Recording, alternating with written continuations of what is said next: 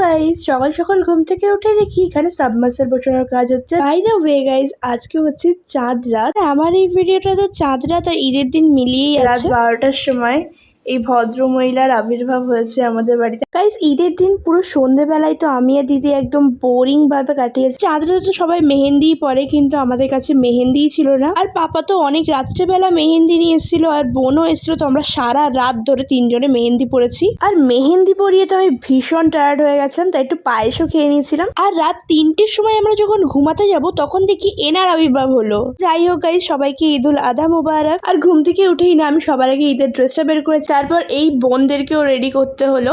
আর এই দেখো, ভাইকে আমি অনেক দিন পর পেয়েছি। আমার না অনেক দিনের ইচ্ছা ছিল যে একে একটু সাজাবো, তো আজকে ধরে পেয়েছি। আর বেশ চুপচাপও ছিল, তাই একে একটু সাজুগুজু করে দিলাম। আর শাওয়ার নিয়ে এসে ওরা নিজেও একটু হালকা পাতলা সাজুগুজু করে নিয়েছিলাম। আর রেডি হয়ে গিয়ে দেখলাম এরা এখানে খাওয়া দাওয়া করছে, আর বোন পাশে মুড অফ করে বসে আছে। আর কারণ জিজ্ঞেস করতে গিয়ে শুনলাম যে ওর নাকি শরীরটা একটু খারাপ, সেই জন্য ওর মুডটা নাকি অফ। তো তারপর তো আমি বললাম যে চল, আর মুড অফ করে লাভ নেই, চল আমি একটু কাটাকুটি খেলে নিই। আর ও না খুব ভালো কাটাকুটি খেলে, তো ওর সঙ্গে খেতে না বেশ মজা আসে। আর তারপর তো ভাই এসে গেছিল, আর ভাই একটু খাওয়া দাওয়া করছিল। আর এরা দেখো ঘুম থেকে উঠে জাস্ট শক হয়ে গেছে ভাইকে দেখে।